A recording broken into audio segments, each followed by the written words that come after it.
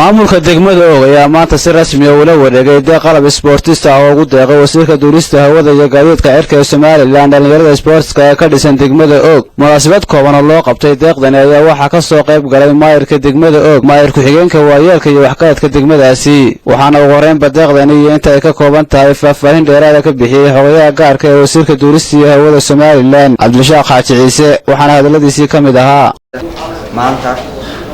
حوينا أنا كوكيلا وزيرك وزارة الدولة هودا مدن محمود حاش عبدي وحنا هاكن كوري جنيا قلب سبورتس أو ترى قلي إن أيد اللي يردو إن وكل عيدو بيش بركة سنة رمضان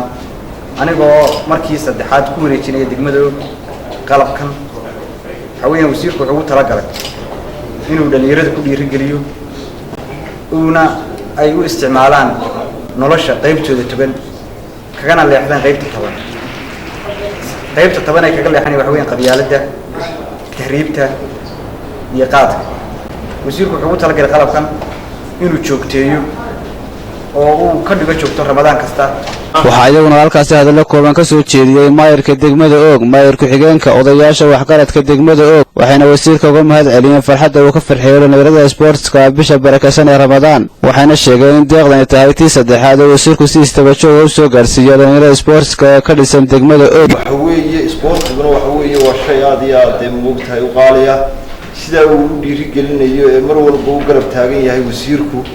aad iyo aad baan uga mahad celinaynaa. waxa weeye waa dhiirigelin aad iyo aad muhiim ah. waana idinka guddoonay goob joog baanu ka nahay qalabka fiican isboortiga ee kala nooc aad iyo aad baan ugu diirsanay uguna raaxaysanay. waxaa la isla qiray markii saddexaad ay tahay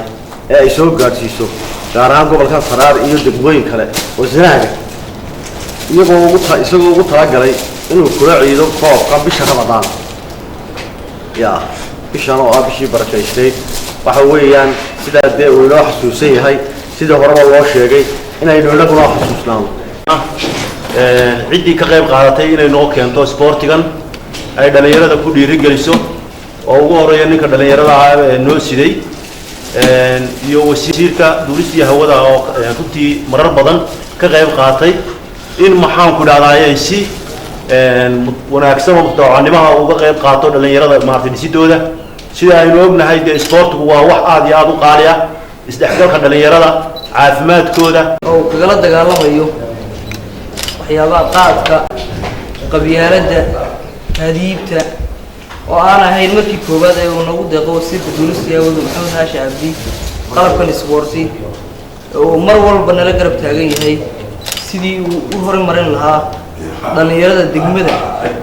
ee uu dhisi lahaa jirkooda caafimaadkooda iyo qalabeyntooda